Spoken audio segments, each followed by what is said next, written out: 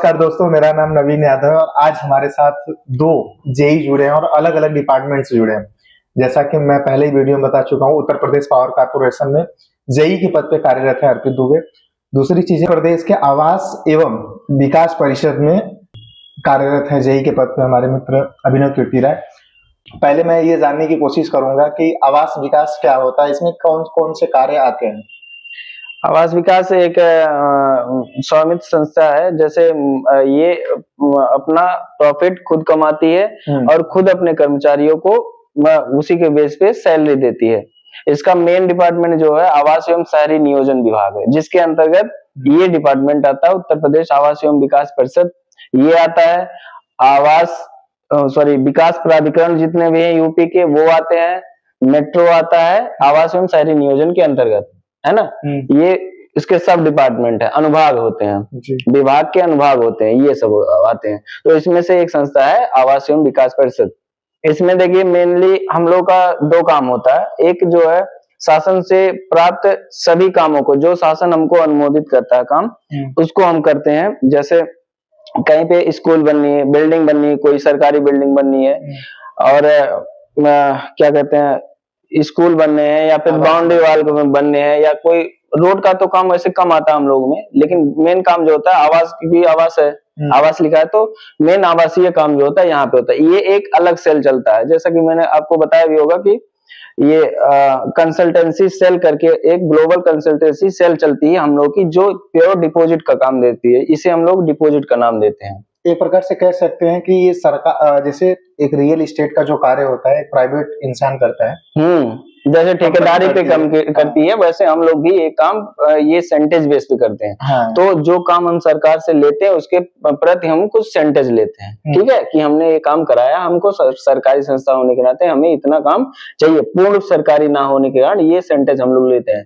PWD हुआ, RED हुआ, ये सब विभाग कराते तो इनको सेंटेज नहीं मिलता है। सेंटेज हमें मिलता है क्योंकि हम जो है हम अपने अलग एक संस्था है, हमारा काम अच्छा है इसलिए हमसे करवाने का हम उनसे सेंटेज लेते हैं। इसमें गवर्नमेंट को आप सब प्रॉफिट करके देते हैं या फिर नॉन प्रॉफिटेबल? नहीं, गवर्नमेंट को प्रॉफिट से हमसे क्या लेने देना। गवर्नमेंट को प्रॉफिट नहीं, गवर्नमेंट ने किया कि 100 रुपए में आप ये मकान बनाइए। हमने कहा 100 रुपए में आपका ये मकान बन रहा है, 6 रुपए और हमें दीजिए या 7 रुपए दीजिए या 10 रुपए दीजिए, हम ये काम करवा के आपको देंगे। जैसा कि अभी पहले बात हो रही थी आपसे, आपने बताया कि जमीन खरीदती है, वो मैं बता रहा हूँ, ये तो एक काम हुआ हमारा, ठीक है।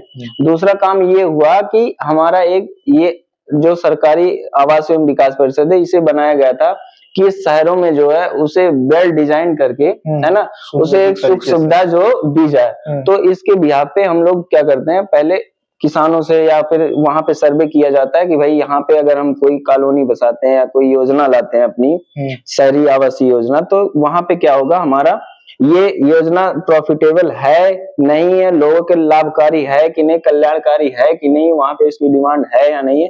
फिर एक सर्वे चलता है। जैसे कि अभी हाल ही में आपको बताया जाए कि मथुरा में एक योजना आने वाली है, ठीक है, और फिर हमारे हाथरस में एक योजना अभी प्रपोज है, ठीक है, उसके लिए ये सर्वे चल रहा है कि हाँ यहाँ पे प्रपोजल देने के बाद ये योजना चलेगी या नहीं चलेगी, क्या होगा क्या नहीं होगा। तो इसके बिहाफ पे हम लोग किसानों से जो है जमीन ग्रहण करते हैं, खरीदते हैं। इसके बाद उसे अपने तरीके से डिजाइन करते हैं, सीवर लाइन, रोड वगैरह जो है उसमें देते हैं। रोड वगैरह देने के बाद जो है फिर उसको अपने तरीके से डिजाइन करके प्लॉटिंग करके, और कहीं कहीं तो हम मकान भी बना के देते हैं, LIG EWS, है ना, इस तरीके के मकान बना के देते हैं। तो वहां पे जो है मकान जब बनाए जाते हैं तो लोग अपने अपने तरीके से, जैसे जिसके पास जितनी वो रहती है, संपत्ति रहती है, अपने जितनी सुविधा रहती है, तो LIG में लेता है, MIG में लेता है, HIG में लेता है, 3-4 कैटेगरियां चलती हैं यहाँ पे। तो उस हिसाब से वो लेता है, उससे पूरी रोड, सीवर लाइन, तो एक जैसे चलता नहीं, गांव में कहीं कहीं देखे होंगे आप, रोड नहीं मिलती है, नाली नहीं मिलती है, तो यहाँ पे हम पूरी सुविधा देके ये काम ये अलग चलता है हमारा। ये मेन काम हमारा यही है, मेन काम ये है हमारा। वो जो है ग्लोबल सेल वाला जो है वो हमारा जो है ये एक्स्ट्रा काम है हमारा। जो झुग्गी बस्ती होती है, जो स्लम एरिया होती है, उनको आप डेवलप करते हैं, सुनियोजित तरीके से बस्तियों को बसाते हैं। हाँ, बसाते हैं। हाँ, ये अब आप यहाँ पे सिकंदरा योजना पे आगरा में आप कहीं भी रोड पे चले जाइए, किधर भी आपको बढ़िया चौड़ी रोड मिलेगी, नाली मिलेगी, सब कुछ मिलेगा। आपको ऐसा नहीं होगा कि किस गली में आ गए यहाँ रोड ही खत्म है या रोड ही नहीं मिले, गाड़ी नहीं मुड़ पा रही है। ये सारी सुविधा कम से कम 6 मीटर की रोड तो हम देते ही देते हैं, कम से कम 6 मीटर की। उसके अलावा 9 मीटर 12 में ये सामने रोड देख रहे हैं 50 मीटर की होगी कम से कम।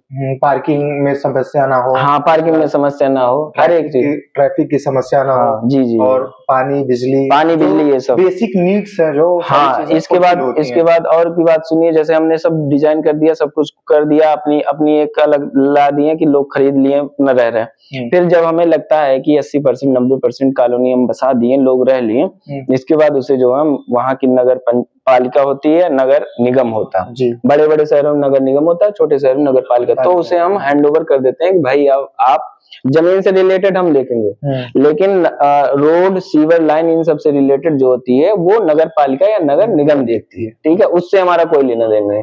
हमने उसे सर्विसेज हैंड ओवर कर दी, वो अपनी सर्विसेज में पार्क आते हैं, रोड लाइन नाली सीवर ये सब आते हैं, ठीक है। इस तरह से हमारी योजना चलती रहती है। फिर एक योजना बनी, हमने यहाँ पे प्रपोज किया, पास हो गई, सब लोग अपना खरीद लिए, रह रहे हैं। इसके बाद जो हमने नगर निगम को हैंड ओवर कर दिया। अब हमारे पास जो है जमीन का मैटर रहेगा। अभी यहाँ पे जो है निर्माण वगैरह जो भी होगा जिस तरह का, वो हम लोग देखेंगे। बाकी रोड पे नाली पे सीवर पे क्या चल रहा है, निर्माण क्या नहीं, वो उनका काम है देखना, नगर निगम का। फिर ये योजना हमारी बस गई, चल गई, फिर हम अलग कहीं देखते हैं कि भाई यहाँ पे योजना चल गई, अभी और जरूरत है लोगों को यहाँ पे, तो हम कहीं और देखेंगे इससे इतर जाके। फिर वहां देखेंगे, यहाँ सर्वे करेंगे, ड्रोन सर्वे सब कुछ होता है, मतलब एक लंबा प्रोसेस होता है। फिर वो देखने के बाद, बनाने के बाद फिर से वहां वही सेम प्रोसेस वहां चालू हो जाएगा। आप जेई के पद पे कार्यरत थे। 2022 की जो वैकेंसी थी, 2018 की वैकेंसी हाँ, थी, जी, जो 2022 में पेपर हुई थी 4 साल बाद, उसमें आपका सिलेक्शन हुआ है। जी जी। तो सिलेक्शन के बारे में कुछ बताएंगे कि इनकम का क्या स्रोत था, इतना लॉन्ग जो समय लग चुका है आपको इस पद को ग्रहण करने में, क्या क्या समस्याएं पहले भी तो लेखपाल में थे। हाँ, लेखपाल में थे। तो लेखपाल में कब सिलेक्शन हुआ था? लेखपाल में हमारा 2023 में सिलेक्शन हो गया था। 5 साल तक आप तैयारी किए थे? हाँ, 5 साल तक तैयारी। 1 साल तो हमारे अर्पित भाई है, साथ में पार्टनर थे हमारे, साथ में इनके साथ 1.5 साल रहा, 1.5 साल तक। फिर इसके बाद जो है फिर रूम चेंज हुआ, इनके घर वाले आ गए, तो भाई हर कोई अपने घर वाले के साथ रहना चाहता है कि घर वाले तो सिस्टर भाई आ गए, तो हम फिर कहीं और, ये कहीं और। फिर ज्यादा कोरोना टाइम 6 महीने बाद उसके आ गया था, कोरोना काल आ गया, सारे पेपर वगैरह फिर वो हो गए, ठीक है। इसके बाद जो है 1.5 साल 2 साल फिर आदमी घर पे रहा, हर कोई घर पे रहा, जिसकी थी वो बाहर रहा, नहीं तो फिर सब लोग घर पे चले आए। ना रूम का किराया ये सब देना आदमी के बस की बात नहीं होती। फिर अगर पढ़ाई भी ना हो रही, रूम का किराया भी दो बेवजह, क्या मतलब। और फिर हम लोग के नोट्स वगैरह तो तैयार हो गए थे पूरे, सबके नोट्स तैयार हो, बस ये था खुद से पढ़ना था, रिवीजन बचा था। रिवीजन तो अपना भाई कहीं कोई रह के कर सकता है, अपना रूम में एक कमरा बना लो बढ़िया घर पे, उसी में रहो रिवीजन। जब एग्जाम का डेट आया तब तैयारी शुरू किए थे क्या? नहीं, तैयारी तो लगातार चलती है। तैयारी लगातार इसलिए चलती रही क्योंकि एसएससी जेईई 3 बार क्लियर हुआ। एक बार जो है कोरोना काल निकलने के बाद जो है क्लियर हुआ, जैसे 19 वाला एक निकला था मेरा। 19 वाला निकला था, नहीं 18 का नहीं, 19 का निकला था। 18 वाला शायद फिल नहीं कर पाए थे, वो एज की वजह से या क्या दिक्कत थी, नहीं कर पाए थे। 19 का क्लियर हुआ, तो हम जो है पेपर दिए, उसमें शायद 274 या कितना नंबर आया था। तो हमारा उसमें बीआरओ में के लिए एलिजिबल थे, लेकिन 18 का पेपर था, सॉरी 19 का पेपर था, 18 में पास आउट थे। तो इस वजह से एक्सपीरियंस में 3 साल का तो कम से कम 2 साल या 3 साल 2 साल कम से कम 2 साल का गैप चाहिए। अब 1 साल का गैप मिला, जबकि ये 19 वाला मेंस आके हुआ, मुझे लग रहा 2021 या 22 में हुआ है ना, कोरोना की वजह से 22 में। लेकिन फिर भी 3 साल 4 साल तो गए, लेकिन उसका कोई यूज नहीं हो। फिर से निकला 2022 वाला, 21 वाला निकला, फिर किसी नंबर से रह गया, नहीं हो पाया। फिर एक बार निकला, एक बार तो यही मान लो हुआ था कि तब प्राइवेट नौकरी हमने शुरू कर दी जो 22-23 तक। अब भाई कहीं नहीं हो रहा, तो कुछ प्राइवेट जॉब किए थे? हाँ, प्राइवेट जॉब हम किए थे लगभग 1 साल। ये क्या कहते हैं, ये जल निगम वाले बनवा रहे हैं टंकी वगैरह गांव में, जल जीवन मिशन वाले में, जल जीवन मिशन, इसमें टैंक वगैरह का काम, ये सब। अब देखो भाई, प्राइवेट था, संविदा पे या फिर नहीं, कुछ नहीं, बस ये था कि भाई पढ़ रहे हैं तो कहीं ना कहीं यूज करें, कुछ ना कुछ करते रहे, ऐसा ना हो कि पढ़ाई बेकार चली जाए, कुछ भी हो जाए। और बाकी पेपर वगैरह दिए थे तो वहां पे थे, तो 2023 का जो है मेरा 2022 से 23 का निकला था। बस यही था कि बीआरओ में 0.40 नंबर से रह गया था, बीआरओ में 0.40 नंबर से रह गया था। तो थोड़ा दुख तो हुआ कि भाई इतना पास आके एकदम जैसे लिस्ट खत्म हुई वही नीचे मेरा नाम पड़ा है दुख तो हुआ, लेकिन फिर भी कोई बात नहीं।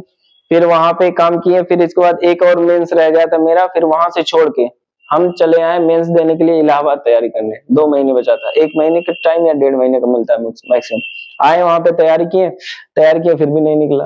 अब नहीं निकल रहा है, बार बार मेंस में यही प्रॉब्लम मेरे साथ होती थी कि प्री निकल जाता था, पता चलता था कि होगा नहीं होगा, होगा नहीं होगा, इसी में मेंस की तैयारी करने के लिए टाइम नहीं मिल पाता था। खुद से तैयारी, वही खुद से तैयारी कर। अब भाई देखो 1 महीने बचा, 1.5 महीने, अब उसमें हम किसी टीचर के पास जाएंगे, वो कहेगा कि भाई साहब यहाँ रिवीजन चल रहा है। अगर रिवीजन चल रहा है तो उनके हिसाब से हम रिवीजन करेंगे, उन्होंने तो अपने बच्चों को सब पढ़ा रखा है, उनके बच्चे फटाफट लगाते चले जाएंगे। अब हमें तो शुरू से पढ़ना है सब मेंस के लिए। तो उसमें मुझे यही समझ में आता था, खुद उठाओ जो भी मेंस के टॉपिक है उन्हें पकड़ो, क्योंकि उसमें मेंस में जो है फिक्स रहती है टॉपिक कि इस टॉपिक से इतना आएगा, इस टॉपिक से इतना आएगा, इस टॉपिक से इतना इतना आएगा। अब उसमें डाटा चेंज रहता है, या थोड़ा सा और कुछ पूछ लिया, कुछ कम कर दिया, कुछ पूछ लिया, यही चलता था। अब बाकी तो अब फिलहाल के लिए तो अब तो ऑप्शनल हो गया। अब तो मेंस में दिक्कत होती है, मुझे खुद दिक्कत है कि टेक्निकल और नॉन टेक्निकल दोनों में जो है क्वालिफाइड है। जैसे नॉन टेक्निकल में आपने नॉन टेक्निकल हमने लेखपाल, फिर जब कुछ नहीं बचा, नहीं कुछ नहीं क्या बचा, फिर हमने जो है ये पेपर पता चला मुझे कि अप्रैल में होने वाला है। तो पता क्या था, उससे पहले जो है हम घर वालों से कहना तो वही प्लेटफॉर्म पे है तो कह भी देते हैं, सबके घर में प्रॉब्लम होती है। तो घर वालों से भी थोड़ा कुछ हो गया था कि पढ़ नहीं रहे हो, ये नहीं, क्या होगा क्या नहीं होगा। हमने कहा ठीक है, नहीं होगा तो देखा जाए, लेकिन अपनी तरफ से हम कोशिश, घर छोड़ दिए, हम चले आए अकबरपुर। हमारे यहाँ शहर है अकबरपुर, हम चले आए, वहां पे रहने लगे। अब वहां पे रहने लगे तो जो है 6-7 महीना 8 महीना जो है हम सब कुछ एकदम मन में ठान के आए थे, रहेंगे तो यही रहेंगे, चाहे कमा के पढ़ना पड़े या कुछ ही करना पड़े, रहेंगे तो यही, तैयारी करेंगे बढ़िया से। 6 महीना साल भर मैक्सिमम, देखो मुझे लगता है अगर पेपर आपको निकालना, अगर आपकी तैयारी है, आप 6 महीने से 9 महीने आप पढ़ लीजिए बढ़िया से, मन लगा के, तो आपका कहीं ना कहीं हो जाएगा। वही बताए ना, जितनी ज्यादा जितनी बार ठीक है, जितना जल्दी नौकरी चाहिए, जितना ज्यादा पढ़ा जाए, जितनी बार पढ़ा जाए, उसी के थ्रू उतनी ही जल्दी नौकरी लगे, उतनी ही जल्दी नौकरी लगे। अच्छा, बहुत सारे लड़के ना जब जब पेपर नजदीक आता है तो शुरू से सिलेबस पढ़ना शुरू कर देते हैं। कुछ लोग हैं नोट्स बनाते हैं, नोट्स से रिवीजन करते हैं। तो क्या करना चाहिए उसमें? टेक्स्ट बुक पे जो है टेस्ट देना और उसके बाद रिवीजन करना, या फिर जो है नोट्स से नोट्स रिवीजन करना, कैसे? टेक्स्ट बुक तो एक आइडिया देता है आपको कि हाँ भाई इस हिसाब के क्वेश्चन आएंगे, है ना। सबसे पहले तो जब भी आपको मिले, सबसे पहले आप एक बढ़िया से बनाइए, क्या सिलेबस, नहीं सिलेबस बनाइए, पूरा सिलेबस लिख डालिए अपने सामने, एकदम चिपकाए रहिए हमेशा कि इतिहास में ये टॉपिक पढ़ना मुझे, उसके अलावा कहीं ना जाइए, वही पढ़िए। भूगोल में ये पढ़ना है, टेक्निकल में ये पढ़ना, टेक्निकल में भी आरसीसी क्या क्या पूछा उसमें रहता है सब, एक एक उसी टॉपिक को पढ़िए। कहीं कहीं स्ट्रक्चर नहीं पूछता है, लोग स्ट्रक्चर भी पढ़ डालते हैं एक तरफ से, क्या मतलब निकलेगा भाई स्ट्रक्चर पढ़ने का? पढ़ना इससे ज्यादा जरूरी है कि क्या नहीं पढ़ना? हाँ, क्या नहीं पढ़ना, ये सबसे जरूरी। क्या नहीं पढ़ने को तो भाई दुनिया पढ़ी है, कितना भी पढ़ डालो तुम ज्यादा, कोई मतलब निकलेगा नहीं निकलेगा, जब तक वो नहीं है कि आपको क्या नहीं पढ़ना है, क्या छोड़ना है। छोड़ना सबसे जरूरी चीज है, छोड़ना, क्या छोड़ना, छोड़ दिए, पढ़ना क्या मिल गया अपने आप ही, है ना। और भी चीजें होती है नॉन टेक्निकल में, लोग आजकल वैसे ही याद करते हैं, याद नहीं करना चाहिए हमेशा। जो है जैसे आपका भूगोल है तो भूगोल आपको क्या करना है, एक मैप निकाल लीजिए कम से कम, मैप पे ही सब बना के रखिए। जैसे मान लीजिए राष्ट्रीय उद्यान पढ़ना है तो पश्चिम बंगाल में इतना राष्ट्रीय उद्यान, उसी मैप पे ही, ताकि आपको नोट्स बनाने की, आधा तो नोट्स आपका बना बनाया, पूरा नोट्स बना बनाया मतलब आपने तो पूरा मैप रखा ही है।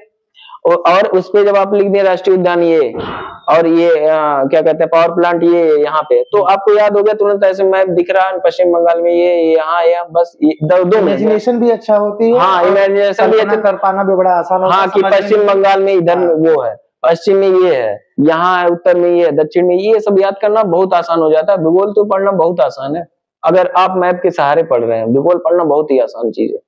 तो ये सब चीजें नॉन टेक्निकल में ध्यान दी जाती है। टेक्निकल के लड़के हो, अगर टेक्निकल के बंदे हो आप, तो टेक्निकल दिमाग लगाओ पढ़ने, टेक्निकल दिमाग लगाओगे चीजें आसान होती चली जाएंगी। नॉन टेक्निकल भी पढ़ना है तो उसमें भी अपना टेक्निकल टेक्निकल का इस्तेमाल करिए भाई। आप टेक्निकल है, 3 साल टेक्निकल में बर्बाद किए तो कुछ तो उसका ले लीजिए। अगर आपको नॉन टेक्निकल वालों की तरह बढ़िया रट्टा मारते हुए पढ़ना, क्या मतलब निकलेगा फिर पढ़ने का, बताओ। टेक्निकल 15 सब्जेक्ट होते हैं, कैसे कवर करोगे?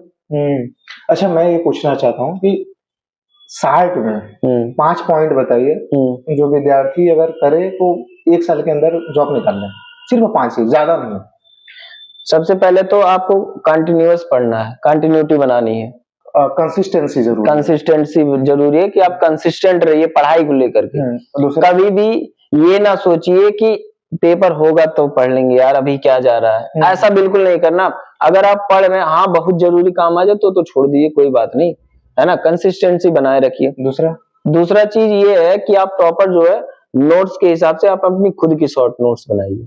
शॉर्ट नोट्स बनाइए अपने लैंग्वेज में, अपने लैंग्वेज समझते हो, जो एक बार पलटने पे चीजें समझ में आ जाए कि हाँ इस आरसीसी में ये करना, आरसीसी में ये करना, उसमें क्या नाम है डिजाइन में ये पढ़ना, जो भी सब्जेक्ट है उसके नोट्स बना लीजिए आप, ठीक है। एक तो कंसिस्टेंसी हो गई, दूसरी आपकी नोट्स हो गई, ठीक है। एक जो है आप थोड़ा सा ऑनलाइन जो है, ऑनलाइन भी चीजों को देखते रहिए। मैंने बहुत देखा है मतलब पढ़ाई में कि जैसे होता है ट्रेंड चलता है, क्वेश्चन का भी ट्रेंड चलते हुए मैंने देखा।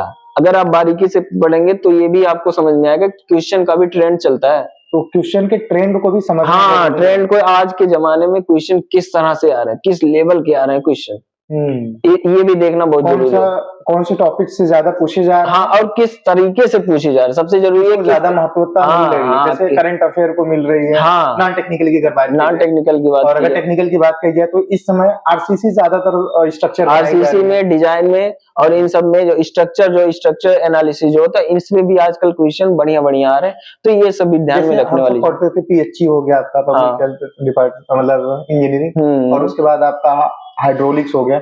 इन सब चीजों का कंपटीशन एग्जाम में जिक्र है। हाँ बिल्कुल है, मतलब इससे रिलेटेड क्वेश्चन पूछे जाते हैं। बिल्कुल है, बिल्कुल है। तो वही तो कह रहा हूँ, वो सब चीजें तभी आपको पता चले। जैसे मान लीजिए पेपर हुआ एनएचपीसी का, ठीक है, एसएससी का हुआ, एनटीपीसी का हुआ, और सब एग्जाम होते रहते हैं। तो आप सारे पेपर को एनालिसिस कीजिए। सबसे चौथा पॉइंट यही है कि आप पेपर एनालिसिस करिए कि रेलवे में क्या क्या, हाँ रेलवे में क्या पूछता है, और किस तरह के क्वेश्चन आ रहे हैं, हाँ ये किस तरह के क्वेश्चन आ रहे हैं। जैसे कुछ क्वेश्चन तो मान के चलिए एग्जाम में, तो मैं बता रहा हूँ 70% क्वेश्चन तो रिपीटेड रहते हैं, ठीक है। और होता सिलेक्शन उससे नहीं है, होता जो 30 अगला बच रहा उससे होता है सिलेक्शन, क्योंकि 70 में भी कुछ ना कुछ फाल्ट लोग करते हैं, और लोग सभी वही 70 वाला ही पढ़ के जाते हैं। मैं तो 70 करके आओ, मैं तो 70 करके आओ, ये नहीं जानते 70 और भी करके आ रहे हैं। ये भी चीजें हैं, ठीक है। तो ये सब चीजें ध्यान रखने वाली होती हैं। Previous year question, previous year question, जब आपका एग्जाम नजदीक आ जाए आप प्रीवियस ईयर क्वेश्चन उठाइए। इसके बाद सब चीजें जो पहले से पढ़े हुए हैं, सारे एग्जाम को एनालिसिस किया है, सारी चीजों को एनालिसिस किया, उसको जो है अपने इस वाले पेपर में जो है उसको इम्प्लीमेंट कीजिए कि भाई मैंने यहाँ से ये चीजें ली है, ABCDEFGH तक मैंने यहाँ पढ़ा है, तो इस मेरे एग्जाम में क्या क्या चीजें जरूरी हैं, अभी BCDA क्या क्या जरूरी है, इसमें ध्यान दीजिए। इससे पता चलेगा चीजें कि हाँ हम इस एग्जाम को निकालने के लिए हम किस लेवल का अब पढ़ना जरूरी है। वो ये चीजें 1.5 महीने पहले करिए आप। अच्छा, मैं कुछ क्वेश्चन बनाया हूँ कि मुझे लगता है कि इन सब चीजों के बारे में पूछना चाहिए। अभी मैं टेक्निकल चीजें पूछ रहा हूँ, अभी फिर मैं निजी जीवन के बारे में भी आऊंगा। जी बिल्कुल। आप प्राइवेट जॉब किए हैं, और दूसरी चीज है कि बहुत सारे कंपटीशन को फेस किए हैं, डीपली जो है सब्जेक्ट को पढ़े हैं, इमेजिनेशन पावर भी अच्छी है। जब आप साइट पे जाते हैं, और इस समय बिल्डिंग का काम करवा रहे हैं आप, रोड का नहीं करवा रहे हैं। रोड का भी करवा रहे हैं, टाइल्स का चल रहा है मेरे यहाँ काम। रोड में टाइल्स, इंटरलॉकिंग टाइल्स का भी है और चीजें हैं, लेकिन टाइल्स मेनली टाइल्स का भी करवा रहे हैं। रोड का काम इसलिए देखना पड़ता है, वो हमारे कहने रहे एक तीसरा और विंग चलता है, विंग नहीं चलता, वो भी काम हम लोग का परिषद का ही होता है। जैसे अवस्थापना के कार्य आते हैं, इंफ्रा के काम होते हैं, इंफ्रा के काम भी हम लोग देखते हैं। अच्छा, मैं इसमें पूछना चाहता हूँ कि स्लैब में बेसिकली क्या चेक करते हैं अगर आप साइट पे जाते हैं तो?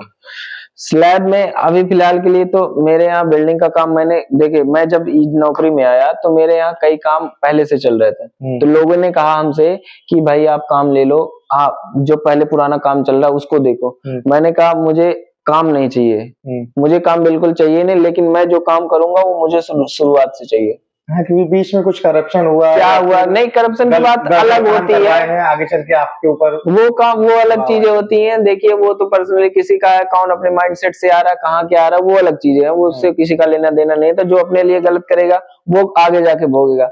मैं इसलिए लेना चाह रहा था कि मैं जो है स्टार्टिंग, देखो अब आज से बीच से शुरू करूंगा, कल को फिर से शुरुआत करनी पड़ेगी, और मैं आज से शुरुआत करूंगा तो कल को मुझसे फिर से शुरू नहीं करना पड़ेगा। इसलिए मैंने कहा जो नया काम आएगा मैं उसे देखूंगा कि टेंडर कैसे क्या होता है, लगता कैसे है, बिड क्या बनती है क्या नहीं होती है, टेक्निकल फाइनेंशियल एस्टिमेट कैसे बनता है, साइन कैसे होते हैं, मतलब क्या क्या क्यूरियोसिटी है आपके अंदर। हाँ जो नीचे से हाँ जो नीचे से शुरुआत होती है मैं उसे जानना चाहता हूँ। मैं ऊपर से आके कोई छत डलवा के चला जाए, मैं जान ही ना पाऊँ क्या चल रहा है। तो ये सब चीजें मुझे शुरू करनी थी। क्या चेक करना चाहिए स्लैब में? स्लैब में बेसिकली देखो आपको सबसे पहले तो स्पेसिंग चेक करनी चाहिए, और जितने एमएम की सरिया है वो चेक करनी चाहिए कि ये उतने एमएम की डाल रहा है या नहीं डाला। आपको डाया के सरिया यूज कितने ड्राइंग में क्या मेंशन, और ये भी नहीं है अगर ठेकेदार आपको 10 एमएम की सरिया पड़नी है 12 की डलवा के दे रहा तो आप तुरंत उसे हटवा दो। उसमें स्पेसिंग की भी समस्या है, लेकिन सबसे बड़ी दिक्कत ये होती है छत में आपको पतली सरिया जो है वो मस्ट होती है। कभी भी आप छत में नहीं देखेंगे 16 एमएम की सरिया पड़ेगी, उसमें 10 एमएम या मैक्सिमम 12 एमएम, उससे ज्यादा नहीं पड़ती, क्योंकि पता है कि पतली चीजों में पकड़ ज्यादा आती है ना। तो वो चीजें जो है पकड़ मजबूत, तो आप 10 एमएम की सरिया 10 एमएम चेक कर लीजिए, स्पेसिंग चेक कर लीजिए, और चेयर होती है, चेयर्स लगती है, चेयर बार लगती है, वो चेक कर लीजिए। फिलहाल के लिए भी मैंने छत नहीं डलवाई है लेकिन हाँ अभी मेरा काम शुरू चल रहा है। एक्स्ट्रा बार होती है, डेवलपमेंट लेंथ होती है, कितना एक्स्ट्रा बार दिया है, टॉप पे एक्स्ट्रा बार दिया, बॉटम में एक्स्ट्रा बार दिया, बीम पे एक्स्ट्रा बार दिया, कहाँ दिया, ये सारी चीजें जो आप प्रॉपर ड्राइंग खोल के वहां साइड पे इम्प्लीमेंट कीजिए। आप टाइम दीजिए, खूब टाइम दीजिए। स्टार्टिंग में देखो अगर मैं गलत करके आ रहा हूँ तो कोई नहीं कहेगा कि भाई तुमने गलत करवाया है, यही कहेंगे अनजाने में हुआ। और सही बात है, नए जेई या कोई भी हो अनजाने में ही होता, कोई इतना टेक्निकल नॉलेज, देखो पढ़ाई और यहाँ काम करवाने में बहुत अंतर होता है, ठीक है। तो पढ़ाई करवाइए आप, पढ़ाई अलग चीज होती है, इम्प्लीमेंट कराना अलग चीज होती है। तो वो गलत होगी तो एक बार को आपके उच्च अधिकारी जो है कहेंगे कि चलो भाई ऐसी गलती मत करना, ये देखो गलत है, ये देखो सही है ना। तो ये गलती होती रहती है। तो अभी मुझे 2 साल 1 साल 2 साल मैं गलती भी कर दूंगा तो भी मेरे उच्च अधिकारी जो है कहेंगे कि हाँ हो सकता है भाई गलत। लेकिन ये चीज अगर आप बाद में सीखोगे तो आज के 3-4 साल बाद अगर ये छत आप गलत डलवाएं तो ये जान के चलिए 80% लोग कहेंगे इसने जान के डलवाई है। अभी अगर गलत होता है तो कोई नहीं कहेगा कि तुमने जान के डलवाई है, ये कहेंगे कि भाई हो सकता है नहीं जान पाया, ड्राइंग कॉम्प्लिकेट होती है छत की, तो इस वजह से सोचे होंगे कि नहीं जान पाया होगा। मैं ज्यादातर कई जगह जब कार्य करवाता था तो उसमें जैसे 10 mm का जो अगर सरिया है और साइड पे 10 mm की सरिया नहीं है तो अगर 12 mm की है तो स्पेसिंग हमसे बढ़ा देते थे। अगर जैसे 12 mm है और हमारे पास 10 mm का ही सरिया अवेलेबल है तो हम सब स्पेसिंग कम करके लगाते थे। तो ये सब जो है वेरिएशन जो वो वेरिएशन कर सकते हैं आप, लेकिन अगर ठेकेदार है काम करना चाहता है, काम करने की इच्छुक है तो आप वहीं पे हाल के हाल ही बदलवा सकते हैं कि नहीं भाई ये सरिया नहीं चलेगा। अगर वो आपके उच्च अधिकारी सैंक्शन करते हैं तो आप करवाइए, नहीं करते हैं तो भाई वही है कि करवाना तो है ही काम, है ना। हाँ, जैसे मैं कुछ बेसिक क्वेश्चन पूछना चाहता हूँ और जितना आप चाहे उसका आंसर दीजिएगा। जी। स्लैब में क्या स्लैब की बात हो गई, बीम और ब्रिक वर्क में क्या क्या चेक किया जाता है? बीम में तो सबसे पहले तो वहां पे भी सरिया, बिना सरिया के तो बीम पड़ेगा, सरिया तो मस्ट है, जो है सरिया चेक करिए। और सरिये बीम में कितने एमएम की डाया यूज हुई है, कहीं कहीं 16 एमएम होती है, कहीं 12 एमएम, कहीं 14 एमएम, इस तरह की सरिया होता है कि सरिया की क्वांटिटी क्या है, 5 सरिया, 6 सरिया, 7 सरिया, कितने सरिया, वो चेक करिए। उसके बाद फिर इसमें भी जो है एलडी करके जो है मतलब डेवलपमेंट देके, इसके बाद जो कहीं पे कॉलम की जगह जो होता है, ये सरिया जो होती है नीचे वाली सरिया जो होती है टॉप में चली जाती है, टॉप वाली बॉटम में ऐसी चली जाती है, तो उस चीज को भी ध्यान रखिए। कहीं कहीं जो होता है काम बारी बोलते हैं उसको ना, टॉप करके, और हाँ उसको भी बेंट अप बार बोल सकते हैं। वो बार जो होती है उस बार को आप ध्यान में रखिए कि ठेकेदार जो है या कोई भी फर्म जो है वो काम कर रही है। सरिया देखो आसानी होती है, सरिया सीधे सीधे अगर 5 सरिया 6 सरिया सीधे सीधे डाल के खत्म कर दो, लेकिन जब मान लो बीम की जगह तो सही है, जब वो कॉलम की जगह आती है तो वो जो है ऊपर जानी चाहिए। अब लोग क्या करते हैं सीधे सीधे डाल के, उस सरिये सीधे डालने का कोई मतलब नहीं है, सरिया खत्म कर दो वो सही है, लेकिन ये डालने का कोई मतलब। अब बताओ तुम छज्जा निकाल रहे हो बाहर की तरफ, सरिया पड़नी चाहिए, कैंटिलीवर में सरिया ऊपर पड़ती है, तुमको ऊपर डालनी चाहिए, ठीक है। हाँ, क्योंकि टेंशन जैसे टेंशन ऊपर आ रही है। अब तुम सरिया नीचे डाल दिए हो, क्या मतलब है सरिया नीचे डालने का, बताओ। टेंसाइल ऊपर आ रही है, रोक तुम नीचे से रहे हो, क्या मतलब है सरिया डालने का। स्लैब हो गया, बीम हो गया, इसमें जो टेंशन जोन होती है बॉटम में होती है। हाँ, और जो छज्जे में होती है, जो टेंशन फोर्स आती है वो ऊपर होती है, टॉप पे होती है। हाँ, तो इसलिए जो टॉप पे जो है ये सब चीजें ध्यान में दी जाती है कि कॉलम आता है तो हम बेंट करके ऊपर ले जाएं, फिर बीम चालू है बेंट करके नीचे लाए। तो मेन 4 सरिया तो मेन बार होती है, और एक बार जो होती है एक्स्ट्रा होती है वो ऊपर नीचे होती रहती है, एंडुलेट होती है। इन दोनों चीजों में सबसे ज्यादा जो मस्ट चीज हो जाता है शटरिंग चेक करना, शटरिंग और सेंटरिंग। ज्यादातर गलतियां उसी में होती है, जैसे गैप हो जाती है तो उसमें से सीमेंट स्लरी निकल जाती है, तो उसमें क्या होता है कि ज्यादातर उसको क्या बोलते हैं मैं सेग्रीगेशन और ये सब सेग्रीगेशन तो ब्लीडिंग पे होती है जो है। मैं कौन सी क्वांटिटी, एक मंथ मतलब 2-3 मंथ हो गया ना, तो नहीं हो सकता है जैसे सरिया दिखने लगती है जो है उसमें। अच्छा, हनी कॉम्बिंग आ जाती है। अच्छा, हनी कॉम्बिंग आ जाती है। ये होता है कभी जनरली साइड पे। देखो ब्रिक वर्क में ब्रिक चेक किया जाता है, ब्रिक वन बिल्कुल ब्रिक चेक किया। सबसे पहले तो आप जो बेसिक होता है, बेसिक पढ़ाया भी जाता है कि आप ब्रिक को पहले तो आंख से देख लीजिए, भाई सही है गलत है, आंख से आधे तो ऐसे ही पता चल जाएगा। फिर इसके बाद उसे टकरा के देखिए, खुरच के देखिए, साउंड मेटेलिक साउंड, हाँ मेटेलिक साउंड आ रहा है कि नहीं, खुरच के देखिए, नेल पड़ रहे हैं कि नहीं पड़ रहे, स्क्रैच पड़ रहे हैं कि नहीं, ये बेसिक चीज है चेक करने के बाद। स्ट्रेंथ चेक किया, कंप्रेसिव स्ट्रेंथ तो हम फिर उसे साइड से लेकर के ईंट लेकर के आते हैं अपने यहाँ लैब में या कहीं लैब में, उसे देते हैं कि भाई इसकी स्ट्रेंथ, उसको पहले भर देते हैं 1:3 रेशियो से। अब वो वहां की चीजें होती हैं। फिर इसके बाद जो है वो लाते हैं, हम यहाँ चेक करते हैं कि भाई ये मटेरियल जो हम लेकर के आए इसे बताओ सही है या गलत है, या ठेकेदार जो है ऐसे ईंट ला के रख दिया बस सही दिखने के लिए, वो एक्चुअल में सही है भी या नहीं है। और भी चीजें, वाटर एब्जॉर्प्शन रेशियो, ये सारी चीजें चेक होती है लैब में। ये सारा काम जो होता है लैब का होता है, ये ईंट में चेक की जाती है। मसाले में देखिए रेशियो सही मिला रहा है कि नहीं मिला रहा है। और सीमेंट जो है वो ओपीसी है, पीपीसी है, और जो है इसके बाद जो है ये अपना कोर्स सैंड जो होता है उसमें ज्यादा मात्रा में बजरी तो नहीं, मोटी वाली तो नहीं, मोटी होगी तो चिनाई कैसे, हाँ चिनाई कैसे हो पाई, ये सारी चीजें, कई चीजें होती है देखने की। तो आदमी काम करते करते, अभी बहुत चीजें हो मुझे भी नहीं पता है काम करते करते फिर अपना आदमी जानेगा कि हाँ ये चीजें भी चेक करनी है। वो जो एक्सपीरियंस से भी कभी कभी आदमी धोखा खाने के बाद सीख पाता है कि अच्छा ये भी देखना था, अब ये भी गलती हो गई। ये डेली लाइफ में आता रहता है, काम आपका चल रहा है तो आता रहता है डेली लाइफ में। मैं नॉन टेक्निकल क्वेश्चन पे आता हूँ। जैसे आप 5 साल लग गया आपको सिलेक्शन लेने में, 5 साल तक में क्या क्या चैलेंजेस आए? चैलेंजेस देखो पैसे को लेके क्या स्रोत था? पैसे को लेकर के स्रोत ये है कि भाई देखो हमारे पिताजी थे वो बाहर रहते थे बम्बई में, तो वो बाहर रह के बस इसीलिए बॉम्बे में रहते थे कि हमारे बच्चे पढ़ ले लिख ले अच्छे से काम कर ले जाए, ठीक है, कहीं ना कहीं अपनी जगह सेटल हो जाए या कुछ भी हो जाए। मेन फोकस उनका मेरे ऊपर था क्योंकि मैं घर में सबसे बड़ा हूँ, अकेला भी हूँ, मेरे भाई नहीं, 2 सिस्टर छोटी हैं, तो उनकी सारी जिम्मेदारी मेरे ही ऊपर थी। कई बार ऐसा भी लगा लाइफ में खत्म करते हैं सब कुछ, कहीं चले जाते हैं, फिर ये लगा कि भाई परिवार में कोई और होता तो हो जाता, नहीं है कोई तो मेरे ऊपर है, तो मुझे ही सब कुछ करना है, चाहे जैसे भी करके। जैसे खान सर की एक लाइन कहते हैं कि बड़ा भाई जो होता है वो एक बैल के समान होता है, पीछे अपने परिवार को खींचता हुआ ले जाता, तो वही हाल मेरे साथ थी, भाई खींचना है चाहे जैसे खींचना है, आज नहीं कल नहीं परसों नहीं, किसी जब मैं वहां तैयारी कर रहा था तो इलाहाबाद में, तो भी पैसे की कभी, लेकिन इतना है कि पिताजी चाहे जितना भी कमाते हो, कम ज्यादा चाहे जितना भी कमाते हो, लेकिन कभी ऐसा नहीं महसूस हुआ कि पैसे की आज कमी है। मतलब रहता था पैसे, एक बार घर वालों से कह दें तो पैसे हमेशा रहते थे, लेकिन उस तरह से भी देखो तैयारी में 2 चीज जरूरत है, एक तो आपके घर वाले सपोर्टिव हो, ठीक है, आपको भी उनका सपोर्ट करना चाहिए। ऐसा नहीं है कि आपको पैसे दे रहे हैं आपके कहने पे तो आप कुछ भी करते जाओ, फिर 10 दिन बाद कह रहे हो पापा ये जरूरत है, मम्मी ये जरूरत है, फिर 10 दिन बाद, और उनकी मजबूरी को समझते हुए आप अपनी काम को बढ़ाइए या फिर अपने शौक पूरा करिए या फिर अपनी पढ़ाई में चीजों। बहुत बच्चे देखते हैं घर से पैसा मिलता है, ये भी नोट्स खरीद डाले, वो भी नोट्स खरीद डाले, ये बुक खरीद डाले, वो बुक खरीद, सारी बुक खरीद के अपना पूरा रखे रहते, पढ़ नहीं रहे हैं। हमारे पास भी था, पैसे रहते थे तो हम वही बुक खरीदते थे जो बहुत जरूरी होती है, कि पढ़ना इससे जरूरी ही है, नहीं पढ़ेंगे तो फिर आगे पढ़ाई रुक सकती है।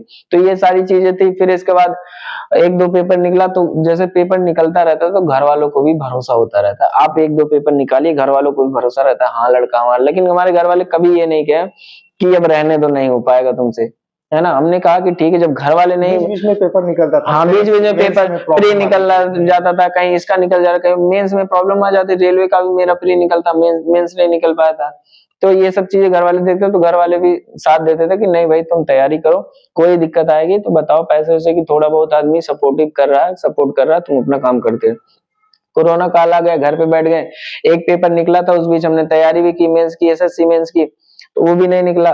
फिर कोरोना खत्म होते होते कुछ हुआ नहीं 2 साल तक, और इसके बाद 2023 में जाके फिर हमने इसका ये यूपीएससी वाला दिया। उससे पहले भी एसएससी का 2 बार निकला था, मेंस में नहीं हुआ, वो तो बताया ही आपसे। फिर एसएससी का इसका यूपीएससी का पता चला कि पेपर होने वाला है, हो सकता हो जाए, तो हो सकता है कि चक्कर में फिर भाई जानते हो, जब देखो जब अपनी तैयारी करो, जब तुम्हें 3-4 साल बीत जाएंगे ना, तो वही जो लोग तुम्हारे पहले सपोर्ट में रहे, वही तुम्हारे जो है खिलाफ खड़े हो जाते हैं, अरे तुमसे कुछ नहीं हो पाएगा, तुमको देख रहे हैं क्या कर रहे हो, टाइम पास कर रहे हो, IQ लेवल सही नहीं, हाँ सही नहीं है, दिमाग, तमाम तरीके की बातें होने लगती हैं। लड़का एक ही साल निकाल दिया था, 1 ही साल में ये देखो टहल रहा, मैच खेल रहा। हम देखो मैच को खेलने के शौकीन है, बहुत मैच खेलने के शौकीन। मुझे कोई कहे कि मैच खेलने चल रहा है, मैं चला जाता हूँ, मैं किसी को नहीं। अभी कल ही संडे था, कल दिन भर खेल के आए। यही आदमी देखो नौकरी पा जाए, फिर आप शौक पूरा करिए, है तो कोई नहीं कुछ कहने वाला, लेकिन शौक से पहले अगर आप पूरा करेंगे सारी चीज, नौकरी से पहले शौक पूरा करेंगे तो बहुत दिक्कतें आने वाली। तो हम भाई मैच खेलने जाते, लोग यही कहते थे टहल रहा है, ये पढ़ने में अच्छा था, बेकार कर दिया, हमारे लड़कों को बेकार कर रहा है, ऐसा कर रहा है, वैसा कर रहा है, ये सब चीजें कहता रहता था। तो हमने कहा ठीक है, इस कान से सुनते थे, देखो मुझे पता था मैं क्या कर रहा हूँ, है ना। और ये सब चीजें तब सुनने में आई जब मैं इसका पेपर दे लिया था, तब ये सब चीजें, क्योंकि तभी टाइम मुझे मिल पाया निकल के बाहर। देखो आप पेपर दोगे तो आपको पता चल जाएगा कि इसमें मेरा होगा कि नहीं होगा। मुझे लग रहा था कि 100 नहीं तो 99% लग रहा था कि आराम से हो जाएगा, सिलेक्शन हो जाए। तो मैं तैयारी बंद करके अपनी आ गया था घर पे, गांव में। तो अब गांव में खाली बैठा था, तो भाई पेपर वगैरह मन भी नहीं लग रहा था, अपना खेलने निकल जाता तो लोग यही समझते थे कि बिगड़ गया, लोगों को भी बिगाड़ रहा। तो फिर हम पीछे आते हैं थोड़ा सा, तो हम वहां से जो है इनकम के स्रोत वही पिताजी थे हमारे। और पिताजी आज से नहीं, हमारे कम से कम जब से मैं पैदा हुआ हूँ, 25 साल आज उम्र है, 25-26 साल, तब से वो बाहर हैं, उससे पहले से बाहर। और वो आदमी जो है आते थे कम से कम मान के चलिए 1.5 साल में आते थे, 1 महीने 2 महीने के लिए, हाँ 1.5 साल 2 साल में आते थे, 1-1.5 महीने के लिए आते थे घर पे, अपना फिर चले जाते थे, क्योंकि कोई इनकम की स्रोत उनके अलावा थी भी नहीं। खेती भी इतनी ज्यादा नहीं है कि खेती से भी इनकम आ रही, ऐसा कुछ स्रोत नहीं था, वही एक स्रोत थे, तो वहीं से आती थी।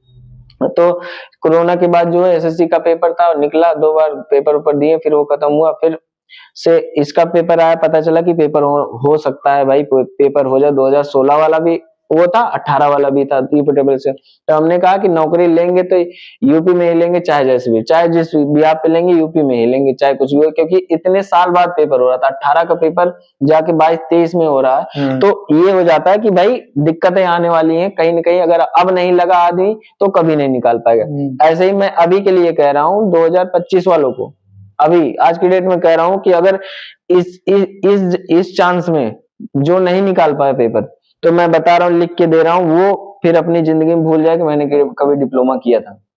इतनी कम कंपटीशन है इसमें। हर चौथा लड़का जेई बन जाए, हर चौथा लड़का, 16,000 लोग अप्लाई किए हैं। हाँ, और जैसे लड़के हैं अभी बहुत सारे लड़के एसएससी जेई में भी सिलेक्ट हो गए। हाँ, कंपटीशन देखा जाए जो है, तो जितनी वैकेंसी है उतना ही कंपटीशन है, जितनी कभी मुझे लग रहा है खाली न चला। लड़कियों वाली वैकेंसी देख लेना, ना खाली चली है। लड़कियों वाले के लिए सबसे बढ़िया ऑफर आया लड़की के लिए इस टाइम। अगर लड़की तब भी नहीं तैयारी करके निकाल पाती है तो फिर बेकार है इनका पढ़ना, क्वालिफाई होना, 35 खाली क्वालिफाई होना बस। लेकिन अब ये भी नहीं होता, तो लोगों की सोच है। मैं तो यही कहता हूँ, जो भी मेरे पास फोन किया आज तक, मैंने यही कहा, देखो भाई, इससे बढ़िया मौका जिंदगी, जैसे जिंदगी एक मिलती है वैसे मौका भी एक मिलता है। तो तुम्हें एक मौका मिला है, अगर तुम इसमें भी ना निकाल पाओ तो फिर बेकार है तुम्हारा पढ़ना, रहने दो, हो चुका तुमसे। अपना जाके कहीं और धंधा कपानी शुरू करो, काम करो, इसमें नहीं होने वाला तुम्हारा। तो इसके बाद जो है मुझे लगा कि पेपर 8-9-10 महीने में होने वाला।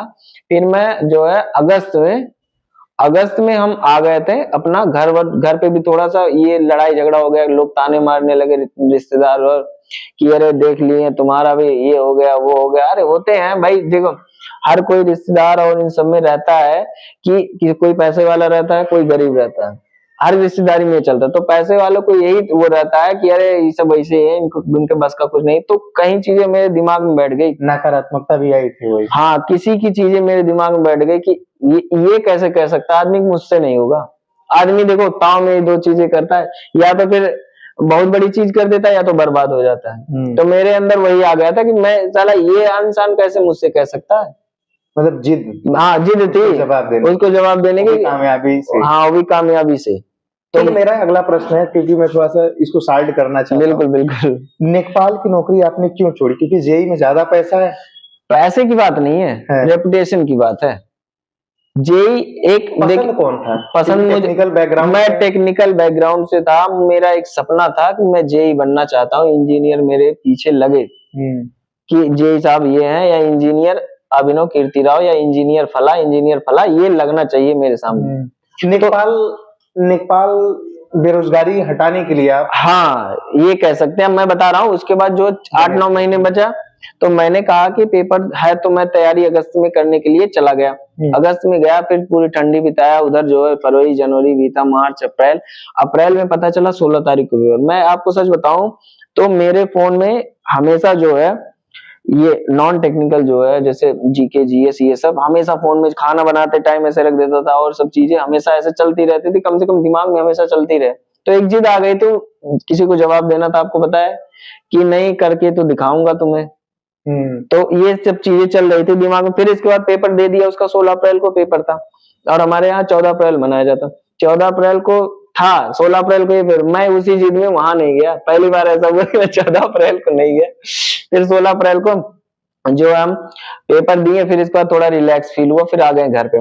फिर इसके बाद लेखपाल में पेट क्वालिफाइड थे, तो लेखपाल में भी आ गया था जनरल, मतलब 72-73 नंबर था, तो मेरा कट ऑफ गया था 63 नंबर। तो हमने कहा लेखपाल में निकला है, देखते हैं यूपी की ये भी वैकेंसी, इसके भी लिए भी दे देते। तो घर पे आए 1-2 महीने बाद, जो इसका शायद पेपर जो है जून उनके आसपास था, तो मैंने कहा ठीक है इसका भी पेपर दे देते हैं। तो 1-1.5 महीने इसको भी लग के पड़ गए। हमने कहा कि एक बैकअप में रहना चाहिए, अगर नहीं हो सकता है कोई, हाँ प्लान बी के तौर पे हो सकता हो ना हो, जीके जी ये सब तैयारी था। तो इसके बाद मैंने इसकी तैयारी शुरू की, 1.5 महीने में इसका पेपर दे लेके खत्म किया, बवाल अपनी तरफ से हटाया। हमने कहा जा नहीं तो इसको भी दे देता हूँ। फिर इसके बाद पेपर दोनों दे दिया, इसके बाद अपना मैच वगैरह खेलना घूमना था। इसी बीच इतनी नकारात्मक चीजें मेरे पास आई, लोग ताना सुनाना, ये करना है, इनका लड़का देखो ऐसे टहल रहा है, ये कर रहा है, वो कर रहा है, यहाँ घूम रहा, हमारे बच्चों को भी बिगाड़ रहा है, ये कर रहा वो कर रहा। हमने कहा किसको बिगाड़ना भाई, आपका बच्चा है, आप अपने संभाल के रखो, मैं किसी को जबरदस्ती थोड़ी ना ले जा रहा हूँ। तब मैं कुछ करके बैठा हूँ यहाँ पे, आप मैं उसे कहूंगा तुम जाओ ये करके आओ, करेगा? मैं अपने तरफ से सोच के बैठा हूँ, मैं ये कर चुका हूँ इसलिए मैं टहल रहा हूँ। नौकरी सेवा है या स्वार्थ? नौकरी सेवा है, सेवा के जरिए आपका स्वार्थ पूरा होता है। सही बात तो ये है, आदमी कोई भी हो नौकरी में आता है तो इसलिए आता है कि मैं अपना जो है अपने घर परिवार को पाल पोसू, इसलिए इस मकसद से कोई नहीं आता कि मैं सेवा करूंगा। सेवा की भावना से वही आता है जो है, जैसे कहीं क्या कहते हैं, सेवा आपको करनी है तो निस्वार्थ सेवा होती है, सेवा निस्वार्थ नहीं होती है। जैसे कोई एनजीओ करता है, या किसी गरीब की मदद कर रहा है, डोनेशन देता, वो निस्वार्थ सेवा है। ये हर किसी का कहीं ना कहीं दे देना वो सेवा है। हाँ, कहीं ना कहीं ये स्वार्थ है, अपना भी स्वार्थ इससे पूरा होता है। हर किसी का स्वार्थ, जो नौकरी में आया है यही आया है कि मेरा भी तो कम से कम अपना स्वार्थ कुछ पूरा हो, घर वालों के कुछ स्वार्थ पूरे हो, जो काम काज की चीजें वो कम से कम आदमी एक सुखी जीवन जी सके, इसलिए आता है। और कुछ का शौक भी होता है, कुछ का नौकरी करना भी शौक होता है। जैसे कोई IPS IAS होते हैं, उनका शौक होता है कि मैं IAS बनूंगा। इसमें रुतबा है? रुतबा बिल्कुल है, बिल्कुल है। अधिकारियों का दबाव पड़ता है? अधिकारियों का प्रेशर रहता है, अधिकारियों का प्रेशर बहुत रहता है। जिस तरह कीर्तिराव प्रेशर झेलते हुए दबदबा में रहेगा? बिल्कुल, एकदम रह भी रहे हैं, तभी तो आगरा जैसे शहर में देख रहे हैं। नहीं तो फिर आगरा मैं बता रहा हूँ, आवास विकास में आदमी आगरा में कम ही आना, क्योंकि आगरा में सेक्टर है और भी चीजें हैं। तो यहाँ सबसे बड़ी योजना आगरा में ही लगभग चल रही है, 16 सेक्टर है यहाँ पे। तो यहाँ पे दबाव रहता है अलग अलग तरीके के लोग। हम जो है अभी नए नौकरी में है तो हमें बस सही सही दिखता है, गलत गलत दिखता है, बीच का रास्ता नहीं दिखता हमें। गलत है तो भाई गलत है, सही है तो सही है। तो अब गलत सही को भी गलत बनाने के लिए या गलत को भी सही बनाने के लिए लोग आते हैं, पीछे से भी प्रेशर डलवाते हैं, लेकिन आदमी प्रेशर झेल रहा है, झेलता भी है कि भाई मैं ऐसी चीजें नहीं करूंगा, तुम क्या कर लोगे, मेरे पास पावर है, पेन की पावर है, कुछ भी पावर है, मैं अपनी पावर दिखाऊंगा। अब वो जो हो पाएगा तो चलेगा, नहीं हो पाएगा तो पर्याप्त है या फिर बिल्कुल सैलरी पर्याप्त है, 50-60 हजार रुपए मिल रही है, इतना पर्याप्त है, पर्याप्त है, उससे ज्यादा कुछ नहीं चाहिए। प्राइवेट में कितना पाते थे? सबसे बड़ी बात तो ये है सैलरी के अलावा भी आपको चीजें और कहीं जा रहे हैं भाई साहब, किसी के ऑफिस जा रहे हैं, किसी और के जय साहब आइए बैठिए या ये आइए बैठिए, सम्मान है। गांव में आप जा रहे हैं तो जय साहब जा रहे हैं, गांव में सम्मान का जो भूख है हाँ वो इससे पूरा हो रहा है। बाकी स्वार्थ तो अलग चीज हो जाती है, मेन तो यही होता है कि आदमी स्वार्थ अलग चीज होता है, सम्मान और ये सब चीजें उसे बराबर मिलती रहती है। तो इसका टाइम थोड़ा सा पूरा, अब यहाँ से गाँव में जाते हैं थोड़ा इज्जत से, अब वहां के गांव में रहते हैं तो 4 गांव के लोग इधर, 4 गांव के लोग इधर जान रहे हैं कि उनका लड़का था, उनका भांजा था, क्योंकि मैं मामा के यहाँ रहता था तो लोग मामा के यहाँ ज्यादा मुझे जानते हैं, आसपास के गांव। तो उनका भांजा था, ये देखो ऐसे नौकरी पा गए, बढ़िया, अभी मैच खेल रहा था इधर नौकरी, लोगों को ये लगता है कि अभी घूम रहा था इधर नौकरी पा गए। हमने कहा जिसे आना तो आ जाओ, तुम लेखपाल भी निकाले, रेलवे ग्रुप में, मैं आपको बताऊं ग्रुप डी में भी हुआ था, लेकिन घर वालों को इस चक्कर में नहीं बताया कि नौकरी स्वार्थ, सम्मान था, मेन यही सम्मान था कि ग्रुप डी में नौकरी करने तो नहीं जाएंगे चाहे कुछ भी हो जाए, साला इतना तो वो नहीं है टेक्निकल पढ़ के ग्रुप डी में जाए। मेन चीज यहाँ आके दब गई कि सम्मान है, सम्मान है तो सब कुछ है, नहीं है तो नहीं है। लेखपाल इसलिए छोड़ना पड़ा, वो है 2000 ग्रेड पे की नौकरी, जेई है 4200 ग्रेड पे की नौकरी, सीधा 2 गुना ग्रेड पे का अंतर है भाई। यहाँ अधिकारी रैंक में आ रहे हैं, वहाँ कर्मचारी रैंक में या जो भी थे उस रैंक में आते थे, तो फिर ये कहीं ना कहीं तो जेई में तो आना ही पड़ेगा भाई। और ऊपर से टेक्निकल पढ़े थे भाई, टेक्निकल लाइन में आ गए बढ़िया से पूरा। और जेई बनने के लिए सबसे छोटी क्वालिफिकेशन चाहिए डिप्लोमा, और डिप्लोमा ही करके हम ये नौकरी पाए हैं, तो अब इससे बड़ी तो और नौकरी पा ही नहीं सकते। गर्लफ्रेंड थी? गर्लफ्रेंड का क्या, सब अपने स्वार्थ के लिए होते हैं। गर्लफ्रेंड थी है नहीं, अब तो कोई नहीं है, थी सब अपनी जगह। स्वार्थ, अब स्वार्थ कहा जाए कुछ भी कहा जाए, लोगों को या फिर उनको धैर्य नहीं रहा, धैर्य विश्वास नहीं रहा कि सिलेक्शन हो। सही बात तो ये है कि इंसान को किसी के साथ रहना है तो सबसे बड़ी बात तो उसका साथ देना चाहिए और धैर्य में रहना चाहिए, निस्वार्थता दिखना चाहिए। हाँ, निस्वार्थता दिखना चाहिए। जो इंसान आपके साथ अगर रुकना चाह रहा है, आप सीधे से, मेरे एक सर थे, उन्होंने सीधी सी बात कही थी, बेटा अगर देखो, अगर तुम्हें सिलेक्शन पाना है और किसी की ईमानदारी चेक करनी है तो फिर आप 6 महीने 7 महीने रुक जाइए। रुकने का इन द सेंस ये नहीं कि आप पढ़ाई बंद कर दिए, उससे नाता तोड़ दिया, ऐसा नहीं। 7 महीने आप उससे बोल दो कि भाई तुम अपना अलग रह लो, मैं अलग रह लेता हूँ, 7 महीने मुझे टाइम दो, मैं अपनी मेहनत करके, मैं जो है इस बीच उसकी परीक्षा भी हो जाएगी धैर्य की, और आपकी नौकरी में हो सकता है ये कदम उठाने के बाद आपकी नौकरी लग जाए। मतलब 7 महीने का मतलब है कि कहीं अगर वो दूसरा बॉयफ्रेंड नहीं तलाशी, नहीं तो इसका मतलब वो आपके साथ है, हाँ, और आपकी इधर नौकरी भी लग गई अगर मेहनत की आपने। और अगर ये बात सामने आती है, 7 महीने बाद आप लौट के जाते हो, किसी और के साथ टहल रही, तो आप जान जाइए कि आपने सही इंसान को छोड़ा और सही काम किया, आपने सही टाइम जगह दिया। दिल टूटा है, टूटा तो है, सबका टूटा होता है भाई। देखिए कहीं ना कहीं अगर आदमी कह नहीं रहा, अगर किसी को दिखाने के लिए या किसी वो के लिए काम करता है तो यही 2 चीजें होती है, या तो किसी ने कोई बात बोली बुरी लगी, या तो कोई और आपको इतना नीचे समझ लिया कि ऐसा तो नहीं है कि गर्लफ्रेंड ने ही ऐसा बोला था, नहीं ऐसी बात नहीं कर पाएगा तो आपको लगा कि अब करके ही दिखाना पड़ेगा। नहीं ऐसी वो तो बाद की चीजें हैं। आदमी फिर वही यार लास्ट में जो है आके क्या ज्यादा कहें कि आदमी जब कहीं, जैसे हम 2 साथ चल रहे हैं, हम आपको आगे पहुंचा रहे हैं कि हमसे पहले आप आगे पहुंच जाओ, तो आदमी पहुंच भी गया तो आप मुड़ के पीछे नहीं देख रहे कि सामने वाला भी पीछे है, हो सकता हो कुछ देर और रुके वो आ जाए, ये नहीं रहा उस इंसान के अंदर। मैंने कहा ठीक है तुम आगे हो, आगे जाओ, और आज उस भीड़ में हम उनसे लाखों गुना आगे पहुंच चुके हैं, वो पीछे हैं अभी भी। तो ये चीजें फिर देखो, मेरा एक ही वसूल है, जो एक बार धोखा दिया वो दोबारा जाए, फिर उसकी तरफ मैं नहीं जाता। ये बात हुआ तो मैं आने वाला नहीं है, बात तुम्हारी अपने पास है, मेरी बात अपने पास। जो एक बार आपको अगर धोखा दिया, अगर या वैसे भी आप मान लो कहीं भी नौकरी में कहीं भी हो, अगर जो एक बार बनी थी आपकी गर्लफ्रेंड बनी थी इंटर के बाद, इंटर के बाद बनी थी, इंटर तक मैंने ऐसा कुछ भी नहीं, बिल्कुल। डिप्लोमा आप तो देख ही रहे थे, डिप्लोमा डिप्लोमा के दौरान थे एक, लेकिन ज्यादा दिन तक नहीं। डिप्लोमा में कोई लड़की पसंद थी? पसंद तो ऐसे हो नाम नहीं जानना है। नहीं, पसंद तो थी लेकिन हिम्मत नहीं होती थी। सही बताऊं तो मैं इंटर कर लिया, किसी लड़की से नहीं बोलता था। डिप्लोमा में 2 साल तो देखे होंगे, तीसरे साल आके ब्रांच की लड़कियां सब बोलने वाले लगे, थोड़ा सा खुल गए। नहीं तो फिर हम वहां भी ना, तो थोड़ा सा खुल गए, बोलने वाले लगे थोड़ा सा। फिर इसके बाद ये मन हुआ कि सबकी गर्लफ्रेंड है तो भाई हमारी भी होनी चाहिए, है कि नहीं? सबसे बेस्ट फ्रेंड कौन था? बेस्ट फ्रेंड तो जैसे लोगों के टच में हम तो नहीं रह पाए। डिप्लोमा में मैं बोल रहा हूँ, डिप्लोमा में सबसे बेस्ट फ्रेंड कौन था? अर्पित, अनिल, बादशाह? डिप्लोमा में फिलहाल के लिए तो अर्पित ही था सबसे बेस्ट फ्रेंड। अर्पित तो फिर मिला बाद में, अनिल मेरे साथ रहता था। अनिल से ज्यादा उस तरह की ओपनली चीजें उसके साथ ज्यादा चलती थी, क्योंकि वो मेरे साथ रहता था। अर्पित भाई तो बाद में आए थे उसके बाद, फिर इनके साथ हम पार्टनर बने 1.5 साल तक। तो फिर ये लगा कि भाई अर्पित, मतलब डिप्लोमा भले कर लिए लेकिन अर्पित जैसा लड़का है नहीं। सही बात तो ये है। देखो आज के जमाने में जो है, आदमी कहीं ना कहीं जो है वो भावना रखता है कहीं ना कहीं, लेकिन इस बंदे के अंदर, मैं इतने दिन तक 1.5 साल तक, एक भी ऐसी भावना नहीं है कि ये ऐसा है मैं ऐसा हूँ। ऐसे ऐसे इसके साथ बिल्कुल नहीं है। इसीलिए अर्पित जो अपने बैच का मैं बताऊं तो सबसे अच्छा लड़का कोई है तो मुझे अर्पित लगता है। जरूर, उसमें कोई संदेह नहीं है ना। एक और पार्टनर था, अनिल थे, आप थे, तीसरा और कौन पार्टनर? अमर बहादुर एक था। अमर बहादुर सिलेक्टेड? हाँ, मैक्सिमम लोग, तीनों लोग सिलेक्टेड हो? मैक्सिमम लोग साथ के ही सिलेक्टेड ही हो गए, कहीं ना कहीं अपना खर्चा पानी सबका चल रहा है। 75% जो लड़के तैयारी कर रहे थे, 90% लोग सक्सेस हैं, और बाकी लोग जो है अन्य सेक्टर में चले गए। हाँ, अन्य सेक्टर, प्राइवेट, कोई प्राइवेट सेक्टर से कोई ठेकेदारी शुरू कर दे। देखो हर, मेरा यही मानना है कि पैसे आने चाहिए, है ना। आप चाहे सम्मान के साथ पैसे लाइए या फिर कहीं ठेकेदारी करके वहां से पैसे लाइए।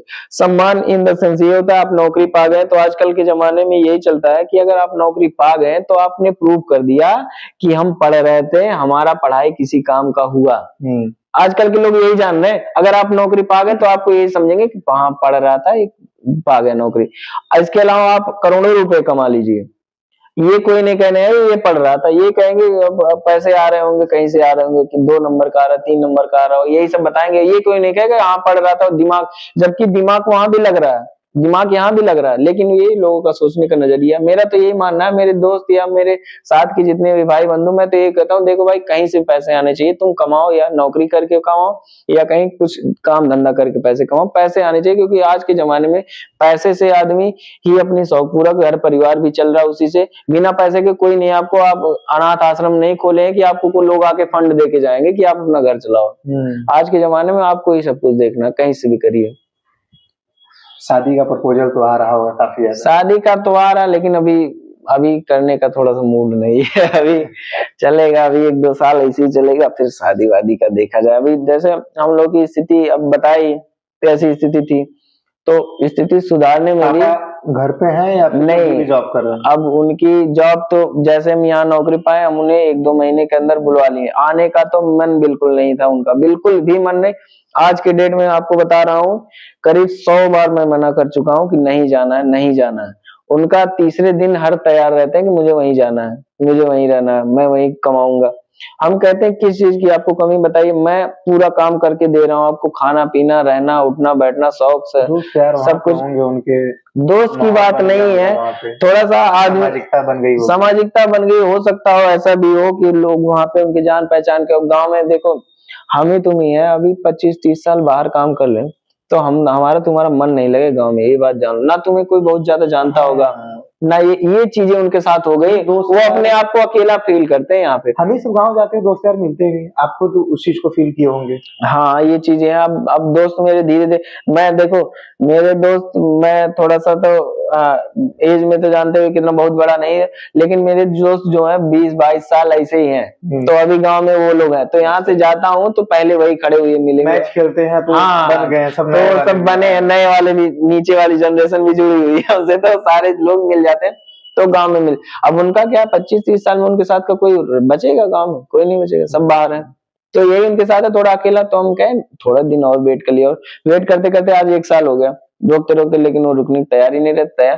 फिर भी कल बात हुई थी, हमने कहा नहीं जाना है तो नहीं जाना है, आप चाहे जैसे रहिए, खाना पीना रहना कुछ भी जो आपको चाहिए मैं दूंगा, लेकिन अब जाना नहीं है, क्योंकि देखो वो वहां पे तो पढ़े लिखे तो है नहीं, कोई बाबू वाली नौकरी तो कर नहीं रहते, यही चल रहा था लेबर वाली जिंदगी। तो कहीं ना कहीं अगर हम आपको वहां से निकाल के लाए हैं तो आप एक अच्छी जिंदगी जिए, इसीलिए तो मैं पढ़ा नौकरी पाया कि आप एक अच्छी है। चुनाव लड़वा दीजिए, सामाजिकता बने। चुनाव की बात अलग है, चुनाव दरअसल ये भी तो है, चुनाव लड़वा दें कुछ करवा दें, लेकिन देखने वाला सामाजिकता बन जाएगा ना, लोगों के बीच में उठने बैठने की आदत हो जाएगी, चार लोग जानेंगे, देखने वाली भी बात हो जाएगी ना, कौन देखेगा? मेरे अलावा कौन देख सकता है बताओ? पापा भी नहीं पढ़े लिखे, मम्मी भी नहीं पढ़े लिखे, देखेगा? अरे अब तो अनपढ़ तो देश चला रहे हैं, प्रधान की बात कर रहा हूँ, गाँव की बात कर रहा हूँ। अनपढ़ देश चला रहे तो उनके साथ पढ़े लिखे लगे हैं नीचे से। नहीं, अगर आदमी चाहे तो हो जाएगा, कोई ऐसी बड़ी समस्या नहीं। देखो भाई, अगर आपके घर में कुछ है ना, तो आप किसी को हायर कर लो, भाई मेरा सारा काम देखते रहना, मैं हूँ, मुझे बताते रहना क्या चल रहा है गांव में, क्या करना क्या नहीं करना, वो तो देखने वाले तो हर जगह आईएएस। अगर उनका मन न लगे गांव में, अगर उनका समाज बनाना है तो अभी तो बेहतर विकल्प हो सकता है, करवाइए। जरूरी नहीं कि ये जो पॉलिटिक्स है ना, बहुत घटिया चीज, गंदी चीज हो चुकी है, दूर रहा जाए उतना बेहतर है। इसीलिए तो कौन बोल रहे पॉलिटिक्स घटिया चीज है? क्या देखा है पॉलिटिक्स से भाई? पॉलिटिक्स से चल रहा है, पॉलिटिक्स ये चल है नहीं, घटिया चीज बना दिए हैं लोग, बना दिए हैं, बना दिया गया है। पॉलिटिक्स से ही तो देश चलता है भाई। पे ना ध्यान दे करके पार्टी पे ध्यान देते हैं कि हमारी पार्टी है, उसकी पार्टी है, लोग खुद के ऊपर ज्यादा ध्यान देते हैं। बात ये है, कोई ह्यूमैनिटी की बात नहीं करता है, कि ह्यूमैनिटी की बात बस खाली कहने के लिए, केवल कागजों पे होता है, कागजों पे रह गया, सिर्फ माइक पे और या फिर सिर्फ चुनाव में वोट लेने के लिए है, बाकी बहुत सारी बातें हैं, वो फिलहाल के लिए अलग मैटर हो जाता है, कहीं न कहीं उधर पॉलिटिक्स में चला जाता है। मैं चाहता हूँ कि गर्लफ्रेंड के लिए जो भावना है कुछ व्यक्त कीजिए, जैसे अगर उसको जवाब देना हुआ तो क्या कहना? जवाब देखो, जवाब तो उसी दिन मिल गया जब नौकरी मिली, उसके बाद फोन गया, जवाब मिल गया। थे जब बात करना जो लाजमी था भाई, बात करना जवाब देने लायक बचा हो या फिर वो दोनों चीजें, मतलब मरे हुए को क्या मारना है, वो मरे हुए क्या मारना, मुर्दे को मार के आए हो, क्या मारना। नहीं जैसे दुख हुआ होगा ना, पहली प्यार तो पहली प्यार होती है, दुख होता है, दुख से आदमी दुख से आदमी निकल के चला आया। देखो किसी के पीछे भागने से कोई मिल नहीं जाता, और मिल भी जाएगा तो पूरा नहीं मिलता, बात ये भी सही है। एक बार जो चला गया वो चला ही जाता, वो आता नहीं है, फिर आधा ही आता है, आधा कहीं और रहता है। तुम्हारा अपने इमोशन पे काफी कंट्रोल रहा है, कंट्रोल करना पड़ेगा, कहीं ना कहीं कंट्रोल करना पड़ेगा, चीजें हैं तो कंट्रोल करना पड़ेगा। अगर इमोशन पे ना कंट्रोल करते तो मेरे पीछे, मैं यही बता रहा हूँ, परिवार है तो वो परिवार खत्म हो जाता, मुझे जहां तक लगा, इसीलिए मैंने वो चीजें। इमोशन पे कंट्रोल है और नहीं, तो उसकी शादी हो गई? शादी शायद नहीं हुई है, अभी नहीं हुई। अगर आएगी तो क्या करेंगे? कुछ नहीं, आएगी क्या, आई थी, दरवाजा बंद कर लोगे? दरवाजा बंद था इधर से, हमने कहा हेलो हाय करके बाहर से ही भगा दिया। हमने कहा ठीक है, तुम अपने रास्ते में अपने, तुम्हें कुछ जानकारी नहीं, तुम्हें कुछ जानकारी चाहिए तो पानी पी लो, नहीं, मैंने कहा तुम्हें कुछ जानकारी चाहिए, कुछ वो चाहिए तो तुम शेयर करो, मैं बताऊंगा, इतनी है हमदर्दी, एकदम वो नहीं हुआ। प्रिपरेशन करती है? हाँ, प्रिपरेशन आधे मन से कर रही है, आधे मन से नहीं कर रही है। बात वही है कि जो वो भी डीएम बन के बदला लेगी, डीएम बनने की किसी की औकात होनी चाहिए बनने की, वो दिखना चाहिए, पहले से ही दिखता है, वो ऐसे मक्कार आदमी डीएम एसपी नहीं बनते, मतलब मक्कार नहीं बोल सकते, होनहार गुणवान के होते चिकने, हाँ वो पहले से ही दिख जाता यही है, ठीक है, वो दिख जाती है चीजें पहले से। सही है, मतलब कोई भी चीज टफ और मतलब आसान नहीं ना होता है, वो डिपेंड करता है पर्सन टू पर्सन। अब किसी के लिए आईएएस आसान है, आईपीएस आसान है, किसी के लिए जेईई भी मुश्किल है, लेवल होता है ना, वो लेवल आदमी को जाना होता है। एक सेचुरेशन फॉर्म होती है एग्जाम में, जो है सेचुरेशन फॉर्म में आ जाते हो तो कोई भी एग्जाम आप निकाल सकते हो, जिसकी तैयारी कर रहे हो। ऐसा नहीं कि आप जेईई का तैयारी करके आईएएस निकाल दोगे, आईएएस की तैयारी वही यहाँ आईएएस की तैयारी करने वाले ग्रुप डी की नौकरी नहीं निकाल कोई था ना, इंटरव्यू दे रहा था कि मेरे लिए तो आईएएस ज्यादा आसान है, मतलब ग्रुप डी का पेपर दिया था, मैं फेल हो गया था, आईएएस दिया, वही कह रहा हूँ, अलग अलग सोच का होता है अपना अपना, बात सोच की है, बात में साथ हमेशा उसमें होता है मेंटालिटी किस तरह की चीज को लेके, बस क्या सोचते हो, कितना भूख है इसको पाने का। अच्छा, ये ज्यादातर मैं शेयर करना चाहता हूँ, मैं अपना जो मेरे दिमाग में परसेप्शन है मैं बताना चाहता हूँ जैसे कोई आईएएस की तैयारी कर रहा है और कोई ग्रुप डी की तैयारी कर रहा है, तो आईएएस वाले को ये नहीं लगना चाहिए ग्रुप डी वाला बहुत नीचे स्तर पे है। ये जैसे वही मैं बताया कि आईएएस का तैयारी करने वाला ग्रुप डी का एग्जाम नहीं निकाल पाया, लेकिन ग्रुप डी वाला निकाल लिया ग्रुप डी की। तो मेरे हिसाब से ऐसी भावनाएं नहीं आए तो ज्यादा बेहतर। वो तो भाई अपनी अपनी पर्सन टू पर्सन सोच होती है, वो किसी की ना आप चेंज कर सकते हो ना मैं चेंज कर सकता हूँ। वो खराब है तो अपने लिए खराब, मैं सही हूँ अपने लिए से, उन्हें जाके ये थोड़े ना कर क्यों तुम ग्रुप डी वालों के लिए गलत सोच रहे हो। उनकी भाई गलती है, उनकी सोच है, क्या सोच रहे हैं क्या नहीं सोच रहे, क्या उन्हें संस्कार या क्या मिले हैं, उन्हें क्या सोच रहे हैं, उनकी गलती है। इक्वलिटी अपना सोच सकते हो अपने अलग से, भाई अलग अलग चीजें हैं। व्यवहारिक रंग रूप भेदभाव, मैं यही कहना चाहता हूँ किसी के पीछे कभी भागना नहीं चाहिए। देखो खुद को उस काबिल बनाओ कि 4 लोग तुम्हारे पास भाग के आए। देखो नहीं भी आए तो भी तुम अपने आप को और ये भी मत देखो ना कि कोई आए, हाँ क्योंकि कोई आए यही भावना गलत है। हाँ कि भाई मुझे अपने आप को खुश रखना है, मुझे खुद को बनाना है। मैं उस दिन सारा दुख भूल गया, सही बता रहा हूँ, उतना जिंदगी में कभी नहीं रोया था गर्लफ्रेंड के जाने के बाद, नहीं जिस दिन ये नौकरी लगी थी। लेखपाल की नौकरी मैं 6 महीना साल भर कर लिया था, लेकिन मुझे 1% भी खुशी नहीं मिल रही थी कि मैं साला नौकरी कर रहा हूँ। ये लग रहा था कि टाइम पास केवल चल रहा है। जिस दिन ये नौकरी लगी है मैं 1.5 घंटे बैठ के रोया था। सारी चीजें याद आ रही थी पुरानी जो हुई थी, जो लोग करके गए थे, जो वो हुआ था, लोग ताना मार के गए थे कि ऐसा नहीं कर पाओगे, वो नहीं कर पाओगे, और भी चीजें थी। तो वो सब चीजें याद आ रही थी कि भाई क्या तुम अगर अपने आप को वो समझ रहे हो तो हम भी क्या कम है। ये चीजें कहीं ना कहीं प्रूव कर ले गए हम।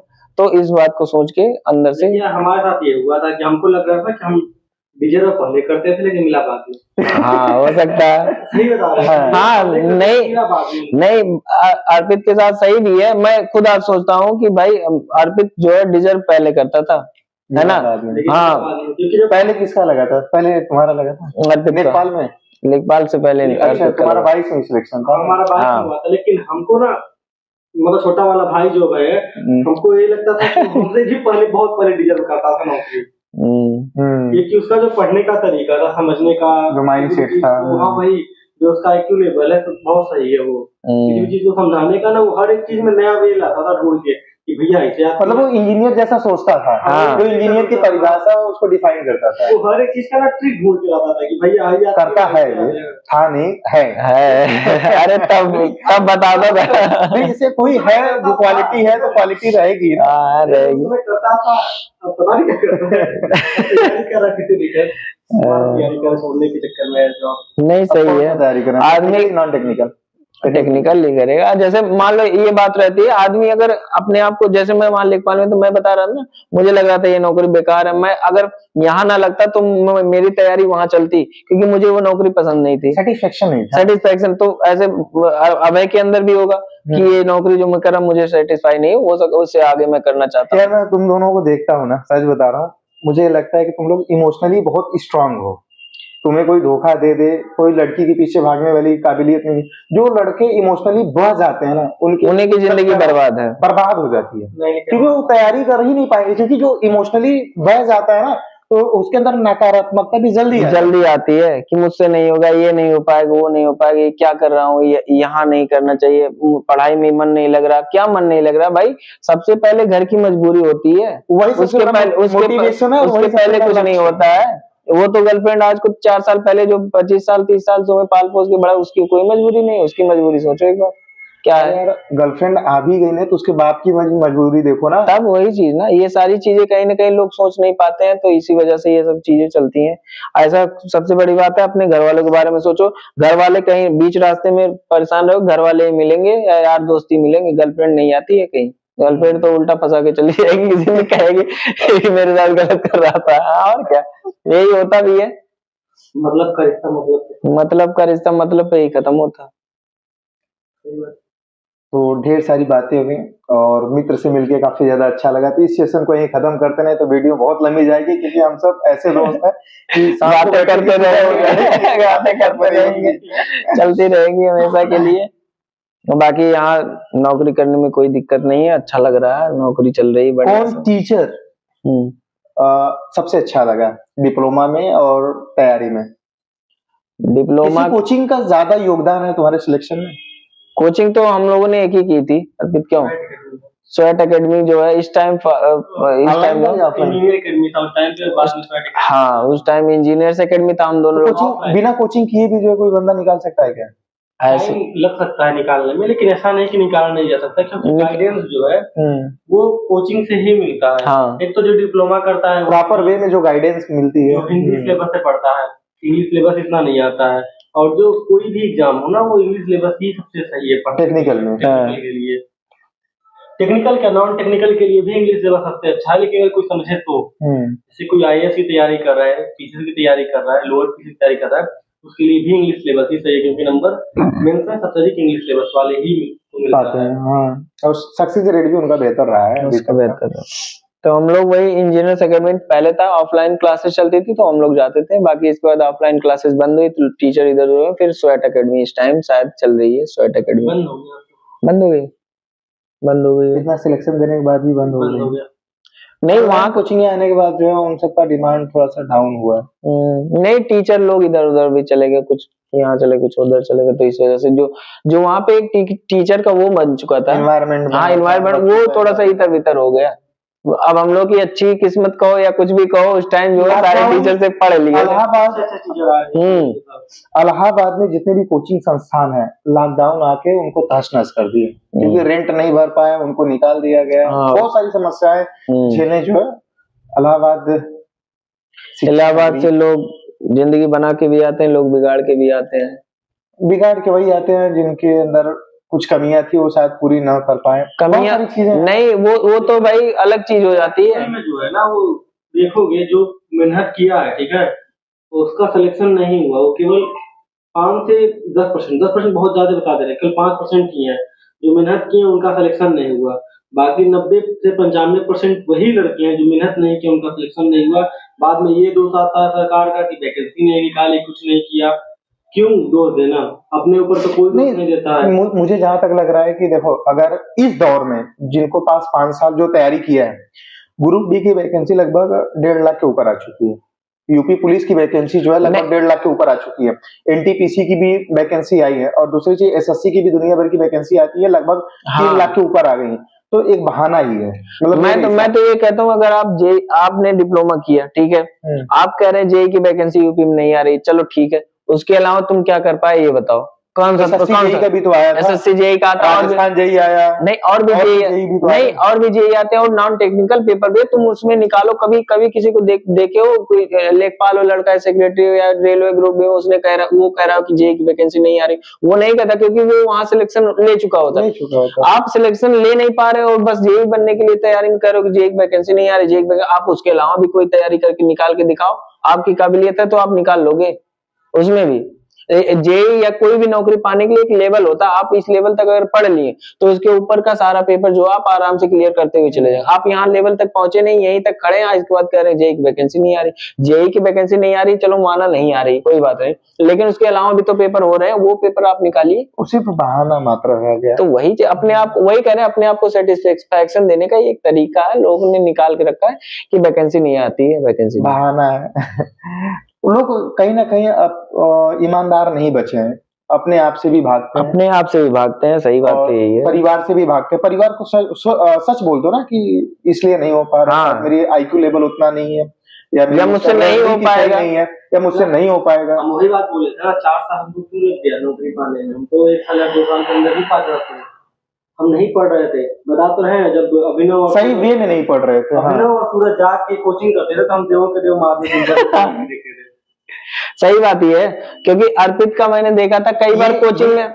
ईमानदारी क्यों निकल रही है, क्योंकि सिलेक्शन हो गया है, जिनका सिलेक्शन नहीं हुआ है, ये भी बात ये बोलेगा ही नहीं कि मैं भी महादेव देख रहा था, मेरा सिलेक्शन। यही बात है, कभी कभी कोचिंग में देखता था इससे ज्यादा मेरा नंबर आ जाता, मैं कहता था ये इसका कम कैसे नंबर आ रहा, मेरा कैसे ज्यादा आ रहा, मैं इसमें कंफ्यूज रहता था।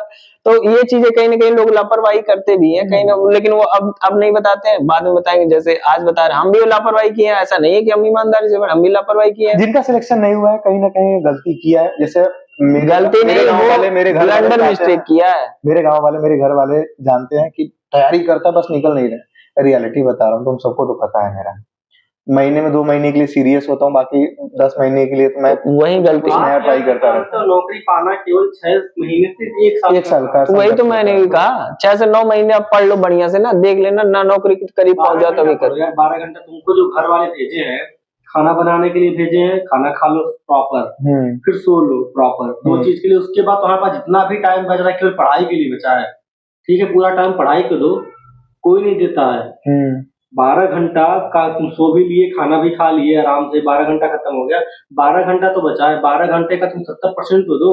70% सिलेबस से आता है, 70% सिलेबस अगर किसी लड़के को आ रहा है तो सिलेक्शन हो जाता है, चाहे टेक्निकल हो चाहे नॉन टेक्निकल हो। तो 4% इधर उधर ऊपर नहीं चलता सिलेक्शन होने में, 70% ही है लेकिन सिलेक्शन का। लेकिन कोई 70% अपना टाइम भी नहीं देता है प्रॉपर पढ़ाई को लेके, उसी में किसी का फोन आ गया कि यहाँ जाना है घूमने, वहाँ जाना है। सबसे बड़ी बात तो लोग पता है क्या करते हैं, मार्केट जाना है घूमने, वहाँ सिलेक्शन में, वहाँ जब तैयारी करते हैं तो लोग अपने टाइम को बांट नहीं पाते हैं। सही बात तो ये जिन लड़कों का सिलेक्शन नहीं हुआ क्या क्या कमियां देख पाते हो? मैं बता रहा हूँ, कमियां ये हो जाती हैं कि लोग जो है अपना, सबसे पहले 24 घंटे में, मैं और अर्पित रहा, पूछ लो अर्पित से, कभी ऐसा नहीं हुआ कि किसी दिन हम लोग भूखे सोए हो, कभी ऐसा ना हो खाना ना बनाओ, या कभी ऐसा हुआ कि हम लोग बाहर बेवजह टहल रहे हो। ये मेन चीजें यही होती हैं कि आप 24 घंटों को किस हिसाब से बाइंड अप करके रखे हो। आप कोचिंग से आप वो कर लीजिए ना, क्या कहते हैं, फिक्स कर लीजिए आप कोचिंग से आने के बाद आपको क्या करना है। मैं 1 मिनट के लिए रोकना चाहता हूँ। बहुत सारे लड़के हैं तैयारी करते हैं, वो उनका एक ही माइंड सेट है कि ऐसे पढ़ना है, ऐसे सिलेक्शन होगा, और उनका सिलेक्शन कई सालों से नहीं हुआ है, लेकिन उसके बाद भी वो अपना रणनीति चेंज नहीं कर रहे हैं, उसी पे लगे हुए हैं, क्योंकि उनको लगता है कि ना जो मेरी रणनीति है बेहतर है, लेकिन बदल नहीं रहे हैं, लेकिन सिलेक्शन भी नहीं हो पा रहा है। क्या कहना चाहेंगे? तो रणनीति इसलिए तो मैंने आपसे क्या क्या पेपर होते हैं तो उनका भी एनालिसिस तुम करो ना, ट्रेंड्स आप क्वेश्चन देखो ना, क्वेश्चन का ट्रेंड क्या चल रहा है इस टाइम, वो भी जरूरी होता है। आप पढ़ो, दिन रात पढ़ो, क्या मतलब निकलेगा जब तक आप सही भी में, वही है हथौड़ा गर्म हुआ नहीं, लोहा गर्म हुआ नहीं, हथौड़ा मारे जा रहे, क्या मतलब निकल रहा बताओ, सेप आएगा नहीं आएगा? एक ही चीज की तैयारी करना चाहिए या फिर हर महीने या 2 महीने में जो भी पेपर होता है उसकी स्विच कर देना चाहिए? कुछ चीजें कॉमन होती हैं टेक्निकल में, नॉन टेक्निकल में, वो तो आप पढ़ते रहिए। फिर इसके बाद आपको कहाँ उसका यूज करना है ये देखिए, क्योंकि हर बार तो हर साल के 1 साल बाद आप पेपर दे रहे हैं, फिर 1 साल ऐसा करने से आपको नौकरी ना मिलेगी ना। 6 महीने में पेपर होने वाला है और बीच में 3 महीने पे भी होने वाला है। हाँ, आपको लगता है कि 3 महीने वाले में उतना प्रिपरेशन नहीं हो पाएगा, तो इसको छोड़ के सिर्फ 6 महीने वाले पे फोकस करते हैं। ये बेहतर रणनीति होगा कि पहले 3 महीने को देख लें फिर 6 महीने वाले। ये देखिए कि आप पिछले 3 महीने से पढ़ रहे हैं या नहीं पढ़ रहे हैं। सही बात तो ये, अगर 3 महीने से आप पिछले 3 महीने से पढ़ रहे हो तो फिर ये 3 महीने वाला आप कर ले जाएंगे। अगर पिछले 3 महीने से ना पढ़ रहे हो तो इसको तो छोड़ ही दो, आप उसी को तैयारी रखो, ऐसा करना चाहिए। अगर पिछले उसके 3 महीने से आप पढ़ रहे थे, है ना, सब्जेक्ट आपके कंप्लीट थे, अगले 3 महीने में ये है पेपर, तो अगले 3 महीने में आप रिवाइज कर लीजिए, उसके लिए भी सही हो जाएगा, इसके लिए भी सही हो जाएगा, तो आप कर लीजिए रिवाइज। अपना बताया, देखो सिलेक्शन होने के बाद, पहले की तो थोड़ा कम बात है, सिलेक्शन होने के बाद कम से कम हम बात किए होंगे मिनिमम 15-20 लड़कों से लगातार, इस तरह से 2-3 लोगों का सिलेक्शन भी हुआ है। एक भाई के साथ का ही लड़का था, अभय मौर्य करके, उसका सिलेक्शन हुआ है, और राकेश ठाकुर का सिलेक्शन हुआ, उससे भी लगातार बात हुआ था। मिश्रा के बारे में बोल रहे थे, मिश्रा से भी बहुत बात होता था सिलेक्शन को लेकर, लेकिन नहीं हुआ। रीजन सबको पता है अपना, क्या दिक्कत है क्या नहीं है। अपने आप से ज्यादा कोई ही नहीं करना चाहता, अपने आप से ज्यादा कोई नहीं जाना। अगर आप गलती कर रहे हो तो आप अपने आप को जान रहे हो कि मैंने कहाँ कहाँ गलतियां की और क्या क्या गलतियां की, एक एक सेकंड, एक एक मिनट आपको याद होगा। लेकिन वो चीजें कहीं ना कहीं हम सुधार नहीं कर पाते हैं या सुधार करना नहीं चाहते हैं, सोचते हैं कि ऐसी जिंदगी कट जाएगी। होता है ना यार, देखो लोग मोटिवेशन बाहर ढूंढते हैं, दिनों अंदर होता है। मोटिवेशन ना अंदर होता है ना बाहर होता है, किसी भी चीज को पाने की भूख होती है बस, ये अलग बोलो, ठीक है। वो नहीं है तो मोटिवेशन की जरूरत है, ये डिपेंड करता है। अगर तुमको चाहिए वो चीज, चाहे हो ग्रुप बी का एग्जाम हो सबसे छोटा, ठीक है, ग्रुप बी आता है, चाहे ग्रुप सी का हो, चाहे ग्रुप बी का हो, चाहे ग्रुप ए का एग्जाम हो, जो भी तुमको चाहिए उसके लिए तुम्हारे पास कितना ललक है डिपेंड वो करता है, ठीक है। हम खुद ऐसा नहीं है कि हम थोड़ा बहुत तैयारी करते हैं, लेकिन अब ललक ही खत्म हो गया, चाहिए वो बात अलग है, वो चाहिए अलग बात है, लेकिन उसके लिए हमारे अंदर भूख कितना ललक है कि वो चाहिए ही चाहिए, वो खत्म हो चुका है। क्योंकि एक नौकरी कर रहे हैं, वही लड़के जिनके पास नौकरी नहीं होती है वो पहले से भूख मार के बैठे हैं, उनको तो कोई और चीज चाहिए। जो भूख हम आज मार के बैठे हैं वही वो तब मार के बैठे हैं, पहले से मार के बैठे, तो क्या मिलेगा उन्हें बता। हमें नहीं मिलेगा, हमारे लिए तो ऑप्शन है, उनको नहीं मिलेगा, उनके लिए क्या ऑप्शन है, बेकार है। अभी खुद देख लेना, अच्छा खाना मिल जाए, खाने के लिए अच्छा खाना, भूख नहीं है तो एक निवाला दो निवाला खाओगे, बोलोगे खाना सही है, फिर चौथे पांचवें निवाले बोलोगे खाना खराब है। ठीक है, खाना खाने के लिए खराब खाना बना है, नमक कम है, नमक ज्यादा है, खराब खाना बना है, भूख लगेगी, तुमको वही खाना सबसे अधिक पूरे जीवन का टेस्टी खाना लगेगा। तो इस तरह का भूख होना चाहिए। ठीक है, नौकरी पाने के लिए बस भूख ही चाहिए, मोटिवेशन आ जाएगा ऑटोमेटिक। मैं 3 साल तक गया था, मैं बता रहा हूँ, रियलिटी बता रहा हूँ अपने। 3 साल तक अगर जब से तैयारी करने गया, 3 साल तक जेई के अलावा एक भी फॉर्म नहीं डाला था। पुलिस की आई थी 40-50 हजार, फिर एक बार आई थी जबकि एलिजिबल था, नहीं डाला, इसलिए कि मुझे जेई बनना, सीधा सा क्लियर था कि जेई बनना। जब बनते बनते पेपर निकालते नहीं निकला, तो फिर ये लगा कि भाई नहीं हो पाएगा, अब लग रहा है। फिर इसके बाद एसएससी में भी तब भी नहीं डाल रहा था, ये तो पेट आया तो पेट का डाला, तो लेखपाल की एक आ गई, तो हमने कहा कि लाओ एक बार नॉन टेक्निकल दे के देखते हैं, हो सकता है भाई टेक्निकल में नहीं हो रहा, नॉन टेक्निकल में कुछ हो जाए। तो वही एक पेपर दिया तो उसमें हो गया। ग्रुप डी का उसी टाइम ग्रुप डी का भी दिया, मैंने कहा कि दे देता हूँ, अब भाई कहीं नहीं हो रहा, कहीं ना कहीं कुछ ना कुछ तो चाहिए ही चाहिए, तो इसलिए उसका दिया, उसमें भी हुआ, इसमें भी हुआ, और एंड में जाके इसमें हो गया। तो वो चीजें छोड़ने जो चाहिए था वो अंत में मिल गया मुझे।